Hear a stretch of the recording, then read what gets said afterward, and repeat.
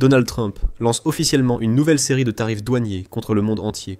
Il a clairement indiqué que les Brésil, Russie, Inde, Chine, Afrique du Sud seront sa cible principale à l'avenir. Mais Donald Trump doit rester prudent. L'organisation des Brésil, Russie, Inde, Chine, Afrique du Sud continue de gagner en puissance et en influence. Le mois dernier, le Vietnam a officiellement intégré les Brésil, Russie, Inde, Chine, Afrique du Sud comme membres partenaires. Comme le souligne le New York Times, à cause des tarifs douaniers de Trump, les pays asiatiques cherchent de meilleurs alliés. Trump joue avec le feu, et comme le dit le proverbe, à force, on finit par se brûler. Trump est maintenant sous le feu des critiques, même de la part de ses plus grands partisans républicains, pour ne pas avoir publié les dossiers Epstein. Mais ce n'était même pas le pire de ses problèmes. Regardez simplement ce sondage de YouGov, qui montre à quel point la cote de popularité de Trump s'effondre sur toutes les grandes questions. De l'emploi à la politique étrangère, en passant par l'inflation, tout cela étant la conséquence directe des tarifs douaniers. Le bond du Trésor américain, à 20 ans, a récemment dépassé les 5,04% et s'approche de son plus haut niveau depuis 18 ans, ce qui indique clairement que l'économie américaine se dirige tout droit vers une récession. Le plan de Donald Trump pour intimider les Brésil, Russie, Inde, Chine, Afrique du Sud échoue. En fait, cela produit l'effet inverse en rendant les Brésil, Russie, Inde, Chine, Afrique du Sud tout simplement plus forts. Ce mois-ci, des dirigeants mondiaux se sont rassemblés à Rio de Janeiro, au Brésil, pour le sommet des Brésil, Russie, Inde, Chine, Afrique du Sud, 2025. Et c'est justement pendant cette conférence que Trump a complètement perdu le contrôle. Il a publié une série de messages furieux sur les réseaux sociaux, avertissant le monde que tout pays s'alignant sur les politiques anti-américaines des Brésil, Russie, Inde, Chine, Afrique du Sud se verrait imposer un tarif supplémentaire de 10%. On pourrait croire qu'une menace de tarifs supplémentaires de 10% intimiderait les petits pays en développement. Mais en réalité, ce type de comportement est exactement la raison d'être des Brésil, Russie, Inde, Chine, Afrique du Sud. Le président brésilien et hôte du sommet des Brésil, Russie, Inde, Chine, Afrique du Sud 2025, Lula da Silva, l'a parfaitement résumé. Nous en avons assez de la soumission aveugle à Washington. Le Brésil aujourd'hui se tourne vers l'Est, où il existe un partenariat basé sur les intérêts et non sur des diktats. Alors que les Brésil, Russie, Inde, Chine, Afrique du Sud s'engagent pour un ordre mondial plus démocratique et inclusif, Trump persiste avec des droits de douane élevés et brûle les ponts, même avec les plus proches alliés des États-Unis. Le Canada était maintenant menacé d'un nouveau tarif de 35%, tandis que le Japon et la Corée se voient imposer des droits de douane de 25%, une décision choquante pour ces deux pays. Les États-Unis comptent sur ces pays comme principaux alliés pour contrer l'influence de la Chine. Ces actions nuisent clairement à la prospérité et à la position des États-Unis dans le monde. Cela amène à se demander si Donald Trump essaie intentionnellement de faire s'effondrer le pays. Alors que les États-Unis s'accrochent désespérément à leur influence déclinante, les Brésil, Russie, Inde, Chine, Afrique du Sud ont posé les bases d'un nouvel avenir multipolaire. Dans cette vidéo, nous analyserons les faits marquants de la conférence Brésil, Russie, Inde, Chine, Afrique du Sud 2025. Expliquer comment les dirigeants mondiaux tiennent tête aux États-Unis et analyser la réponse désastreuse de Trump face à un monde de plus en plus multipolaire. Lors du sommet Brésil, Russie, Inde, Chine, Afrique du Sud 2025, le Brésil a éclipsé la Chine, pourtant considéré par beaucoup comme le leader du groupe. Utilisant la tribune comme une occasion de riposter contre Trump et d'envoyer un message clair au gouvernement américain et au monde entier. Je ne trouve pas très responsable ni sérieux de la part d'un président de la République. Un pays de la taille des États-Unis menacer le monde à travers Internet, ce n'est pas correct. Nous devons comprendre que le monde a changé. Vous savez, non. Nous ne voulons pas d'empereur, nous sommes un pays de souverains. S'ils croient pouvoir imposer des taxes, les autres pays peuvent aussi en faire autant. Il existe la loi de réciprocité. Je trouve cela très erroné, très irresponsable. Le président profère des menaces en ligne envers autrui. Ces paroles audacieuses venant du président brésilien indiquent une chose. Le monde est en train de changer. Et les États-Unis doivent désormais respecter la souveraineté des pays qui suivent une voie différente. Mais c'est ici que les choses deviennent très intéressantes, car Donald Trump a de nouveau perdu le contrôle et est intervenu directement dans les affaires intérieures d'une nation souveraine. Comme Donald Trump l'a montré, la loyauté est primordiale pour lui.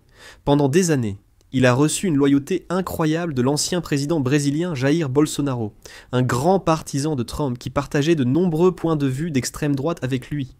Dans un parallèle frappant avec l'insurrection du 6 janvier aux États-Unis.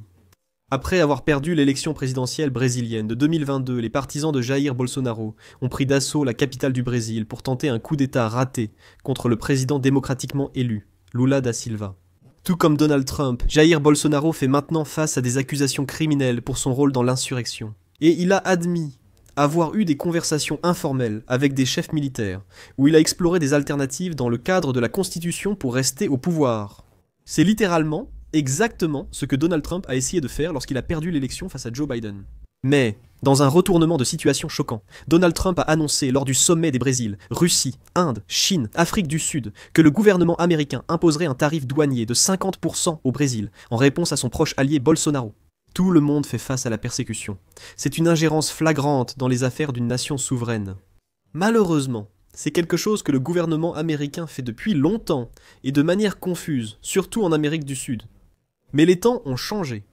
Comme l'a réaffirmé le président brésilien Lula, les pays ne craignent plus les sanctions et les tarifs des États-Unis, déclarant que le Brésil peut survivre au commerce sans eux, et cherchera d'autres partenaires pour les remplacer. Beaucoup d'hommes politiques américains réalisent maintenant le nouveau monde dans lequel nous vivons. Regardez simplement le visage choqué et perplexe du secrétaire d'État Marco Rubio, essayant d'expliquer comment la Chine et le Brésil n'utilisent même plus le dollar américain dans leurs échanges commerciaux. Le Brésil, plus grand pays de l'hémisphère occidental au sud des États-Unis, a conclu un accord commercial avec la Chine aujourd'hui. Ils vont maintenant commercer dans leur propre monnaie, évitant le dollar. Ils créent une économie secondaire dans le monde, totalement indépendante des États-Unis. Nous n'aurons plus à parler de sanctions dans 5 ans, parce qu'il y aura tellement de pays qui feront des transactions dans des devises autres que le dollar que nous n'aurons plus la capacité de sanctionner. La Chine est désormais intervenue pour combler l'énorme vide stratégique et économique laissé par les États-Unis, et la relation entre les deux pays s'est épanouie. Les économies de la Chine et du Brésil sont très complémentaires, le Brésil fournissant en grande partie les matières premières et les denrées alimentaires dont la Chine a besoin. En contrepartie, le Brésil importe beaucoup de biens de consommation chinois tels que téléphones et véhicules électriques. Ce type de commerce gagnant-gagnant entre des économies complémentaires est exactement ce que les Brésil, Russie, Inde, Chine, Afrique du Sud essaient de reproduire à travers le monde. Cela contraste fortement avec le modèle extractif occidental actuel. Au cours des 20 dernières années, la Chine a largement dépassé les États-Unis en tant que première destination des exportations du Brésil, atteignant près de 4 fois le volume des États-Unis en 2023. L'un des plus grands symboles de cette transition est l'industrie automobile brésilienne. Au cours des 5 dernières années, on a assisté à une montée en flèche des véhicules électriques chinois au Brésil. Des marques comme Ford perdant des parts de marché face aux géants chinois des véhicules électriques, tels que BYD. Dans un changement qui reflète le réalignement diplomatique plus large des États-Unis vers la Chine, BYD a repris une usine Ford abandonnée au Brésil, l'a modernisée et fournit désormais des milliers d'emplois à l'économie locale. Que ce soit pour les smartphones ou les voitures, la Chine s'est empressée de combler le vide laissé par les États-Unis, en proposant des produits non seulement plus abordables, mais souvent de meilleure qualité. Pour renforcer davantage la relation au-delà des liens économiques, le Brésil est devenu un partenaire clé de l'initiative La Ceinture et la Route de la Chine, contribuant à la construction de plusieurs ports, chemins de fer et projets d'énergie renouvelable. Le projet le plus ambitieux entrepris à ce jour entre les deux nations est le chemin de fer interocéanique, un immense projet d'infrastructure qui traversera tout le continent, du Brésil jusqu'au Pérou.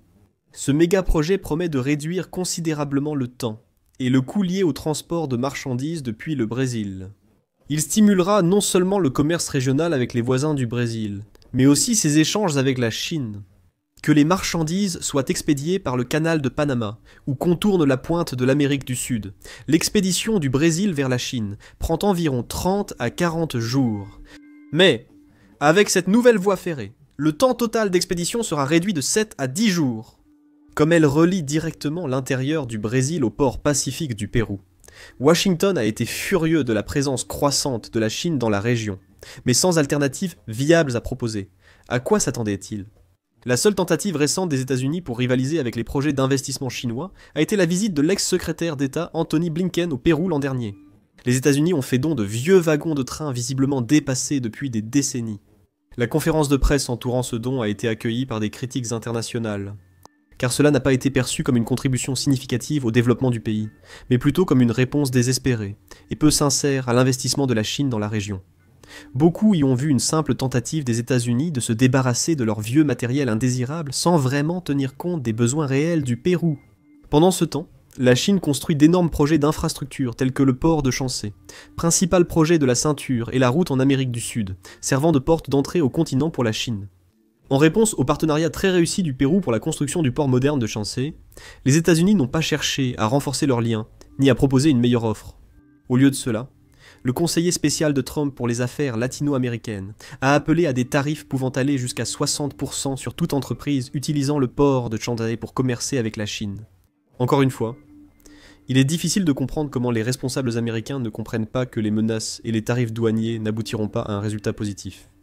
Investir et établir des relations, deux choses dans lesquelles la Chine excelle, est la seule voie qu'utilisent à suivre. En conséquence de ces tactiques en mode d'intimidation, il n'est pas étonnant que tant de pays d'Amérique du Sud soient si enthousiastes à l'idée de travailler avec la Chine. Ce qui est triste, c'est que les investissements américains dans la région seraient extrêmement bénéfiques pour les intérêts américains chez eux. Les États-Unis profiteraient grandement d'une Amérique latine plus prospère et développée. D'une part, cela améliorerait considérablement les problèmes d'immigration illégale aux États-Unis et créerait de la richesse et des infrastructures pour les biens et services américains. Mais malheureusement, la politique étrangère des États-Unis considère que le gain des autres pays est une perte pour les États-Unis. Les voisins et alliés régionaux les plus proches de l'Amérique le voient aussi. Le Premier ministre du Canada affirme que l'ancienne relation entre les États-Unis et le Canada est révolue, et qu'ils sont prêts à tenir tête à l'intimidateur des États-Unis. Et peut-être que l'un des plus grands scoops de la conférence des Brésil, Russie, Inde, Chine, Afrique du Sud de cette année a été la présence du secrétaire aux affaires étrangères du Mexique, Di La Fuente, à la conférence de Rio. Le Mexique envoie un message clair aux États-Unis en dépêchant un haut responsable, ce qui est loin d'être anodin. Sans la menace d'exclusion du marché américain, le Mexique chercherait probablement déjà à devenir membre à part entière des Brésil, Russie, Inde, Chine, Afrique du Sud. Le Mexique et le Canada sont les deux seuls pays frontaliers des États-Unis, ainsi que ses plus grands partenaires commerciaux en termes de volume total des échanges. Le Canada met fin à son amitié avec les États-Unis, et le Mexique envisage de rejoindre les Brésil, Russie, Inde, Chine, Afrique du Sud, ce qui montre que les États-Unis peinent à maintenir leur influence même dans leur propre hémisphère, et encore moins dans le reste du monde. Le sommet des Brésil, Russie, Inde, Chine, Afrique du Sud de cette année a mis en lumière l'influence croissante de l'Alliance, avec des développements majeurs au Brésil, en Amérique latine et dans d'autres régions. La réunion de 2025 a marqué l'entrée de l'Indonésie, quatrième pays le plus peuplé et grande économie mondiale, en tant que membre à part entière du G20. Le sommet a intégré le Vietnam comme nouveau partenaire, une expansion significative pour le bloc. Le modèle de développement étatique du Vietnam est similaire à celui de la Chine, avec une hausse rapide du niveau de vie rappelant la Chine il y a 10 ans. À ce stade de sa croissance économique, le Vietnam dépend grandement des entreprises chinoises pour produire des biens finis pour les marchés mondiaux. Et en rejoignant les Brésil, Russie, Inde, Chine, Afrique du Sud, Hanoï envoie un message clair à Washington. Il rejette l'alarmisme concernant l'endiguement de la Chine et adopte plutôt une approche pragmatique et coopérative avec son voisin. Les États-Unis reconnaissent que l'Asie du Sud-Est était le prix ultime. Encore une fois, écoutez le secrétaire d'État Marco Rubio parler avec enthousiasme de l'avenir de l'Asie du Sud-Est. Ce qui, ironiquement, n'inclura pas les États-Unis si Donald Trump poursuit cette guerre tarifaire. Une grande partie de l'histoire du XXIe siècle s'écrira ici. Les 2/3 de la croissance économique mondiale se produiront ici dans les 25 à 30 prochaines années. De nombreux pays d'Asie du Sud-Est figurent parmi les plus jeunes au monde, mais ils sont sur le point de connaître une expansion énorme de leur marché du travail, de leur main-d'œuvre, du nombre de travailleurs. C'est une occasion unique qui ne se présente qu'une fois par génération. N'oublions pas cela. La Chine est le leader de la région Indo-Pacifique, et elle progresse, construit des relations, et maintient sa position dominante en tant que moteur de la croissance économique de la région. La guerre commerciale de Trump devait imposer la soumission, mais elle a au contraire accéléré ce que Washington redoutait le plus, un monde prospérant sans l'aval américain. Le Brésil, le Vietnam et l'Indonésie défient Washington en prouvant l'existence d'alternatives. Les investissements de la Chine dans leur pays sont indéniablement une meilleure option à poursuivre. Et les poursuivre tissent des filets de sécurité pour les pays fatigués de vivre sous la coupe de l'Amérique. Ironiquement, les tarifs de Trump et ses tentatives de dissoudre le bloc n'ont pas affaibli les Brésil, Russie, Inde, Chine, Afrique du Sud, mais les ont renforcés. Chaque mesure punitive pousse davantage de nations dans l'orbite des Brésil, Russie, Inde, Chine, Afrique du Sud. Malheureusement pour les États-Unis, ils auraient pu rivaliser avec de meilleurs accords, une diplomatie plus avisée et de réels partenariats.